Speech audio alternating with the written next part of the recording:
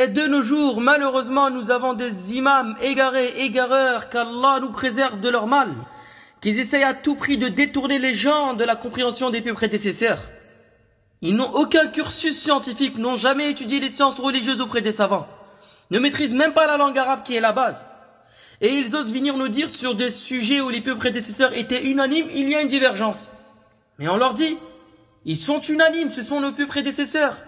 Ils disent, nous sommes des hommes et ils sont des hommes. Et Allah nous a donné une raison pour comprendre les textes religieux. Ceux qui étaient à leur époque ne l'est pas aujourd'hui. Ou en réalité, ils sous-entendent qu'ils n'ont pas besoin de leur compréhension. Prenez l'exemple du voile, où il y a consensus sur l'obligation de son port. Les savants de notre communauté n'ont jamais divergé à ce sujet depuis 14 siècles. Et ils viennent nous dire, il y a une divergence. Alors que le prophète sallallahu alayhi wa sallam a dit, ma communauté ne fonde pas son consensus sur un égarement.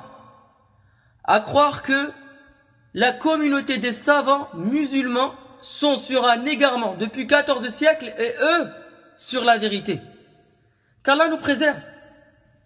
Nous, ce qui nous importe, c'est de revenir à la compréhension des pieux prédécesseurs et de s'arrêter là où ils se sont arrêtés et de délaisser ces égarés.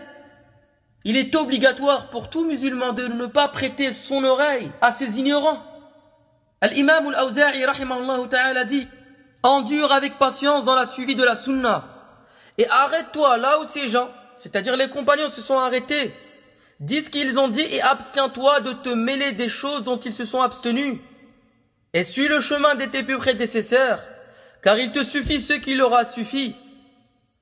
On demande à Allah tabaraka wa ta'ala de raffermir nos cœurs sur le suivi du Coran et de la Sunna avec la compréhension des pieux prédécesseurs et de préserver nos cœurs des ambiguïtés des égarés.